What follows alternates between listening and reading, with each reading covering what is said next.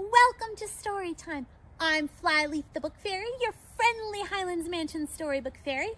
We are in a very magical time of year right now, so I've dressed myself up like my cousins the winter elves to read you some stories about the holidays and traditions celebrated in winter.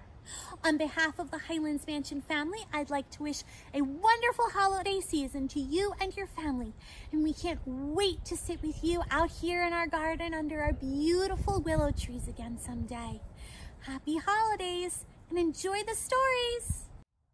There are a few stories that we tend to read over and over and over again this time of year, aren't there? Until you practically know them by heart because you read or listened to them so many times. So today's book is going to be one I almost guarantee that you have never heard of. Today we will be reading the story of Phroomph. Who is Phroomph? Well, let's find out.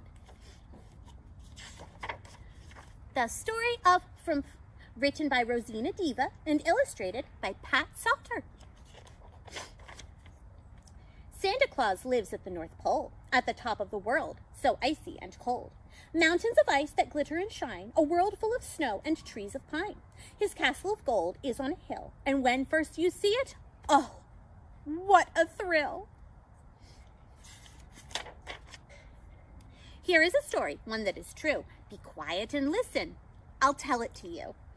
Santa was rocking in his rocking chair. His silly old nightcap covered his hair.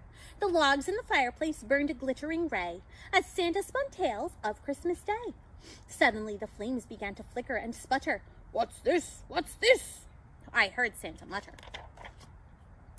The icy wind sent shivers down my spine. My knees were chattering as the clock struck 9. The room was dark and the castle shook. Santa ran to the window to have a look. Far, far away and way up high, beyond the moon, up in the sky, a star exploded with a thunderous boom. Lightning cracked with a rumbling zoom. A little pixie was hurled through space. Tears of fright streamed down its face. The man in the moon began to cry as he saw the pixie go racing by. "Save me, save me!" The stars heard him shout. Mr. Sun was so sad he turned his light out. This sad little pixie, in his terrible plight, was falling to earth on a cold winter night. "Children, children!" I heard Santa shout. "Get me my mittens, for I'm going out. Someone's in trouble!" I heard him cry. "Someone from somewhere way up in the sky!" Santa rushed to the door and into the night. He slipped on the stairway. What a terrible sight! Santa bounced and rolled like a rubber ball. He was up in a jiffy and started to call. "Children, children, follow me!" His trousers were torn at the knee. The little pixie fell deep in the snow. I asked, "Where is he? Where did he go?" We heard a moan and then a sigh. A wee little voice began to cry. "Help me! Help me!" His words were clear. He seemed so far and yet so near. I looked around and what did I see? A little pixie looking at me. He shivered and shook and he sat and stared. I said, "Hello, little man, don't be scared." Santa and the dwarfs all gathered round. The little pixie made not a sound. Santa bent down on one knee, then whispered, "Come, little man, come to me." The little pixie let out a wail, his eyes big as plums, his face drawn and pale. Santa raised him in his hand. We started for home over snow-covered land. I lit the fire, made soup in our pot. Soon the castle was warm. The soup was hot.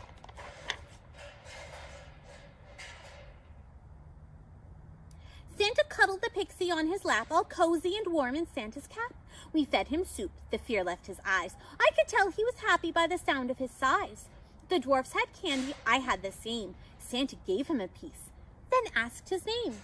The pixie looked up at Santa, his nose so red. In a wee voice answered, "Phroomph," then bowed his head. "Phroomph, Phroomph, is that your name?" "I said it was Phroomph. Is this a game?"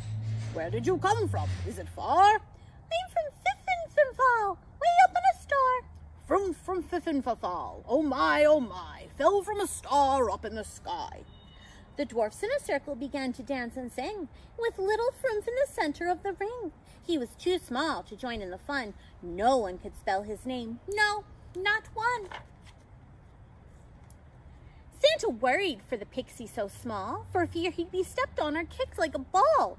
This was a problem, as you can see. Believe it or not, it worried me. What to do, I heard Santa say. I must be sure he'll be out of harm's way. Santa looked sad as he rocked to and fro. Phroomph, in a wee voice, whispered, I wish I could grow. Santa rocked with Phroomph in his rocking chair. His trousers were torn, his face lined with care. That's it, I shouted with glee. A wonderful thought just came to me. I'll get a patch and your sewing kit. Then sew your trousers while you sit. A kangaroo pouch on your knee I'll sew. In the pouch he'd be safe. Am I right? Yes or no? What do you think? You're right, said Santa. Yes, sirree. Little Phroomph will be safe and always with me. Our frowns turned to smiles. We sang all day. Everyone sang as I sewed away. I finished the pouch. Phroomph jumped up high. You're jumping on me, I heard Santa cry. Whee! He screamed. Look at me! He slid down Santa's lap to the pouch on his knee. Santa gave Phroomph a wee little whistle made from a thorn that he plucked from a thistle. He gave him a scroll of shimmering gold with a long list of names, some new and some old. You'll ride with me, Santa shouted with joy. You'll call out the names of every girl and boy. You'll blow your whistle, little Phroomph, on my knee, down, down, down the chimney. We danced and sang all night long. While we danced, we sang this song. A comet fell from in the sky with little Phroomph 8 inches high, round as a ball with loads of oomph from fiffin from fall. His name is Phroomph. The end! I hope you enjoyed hearing a new story today, and I hope to see you another day for another story. Bye, friends!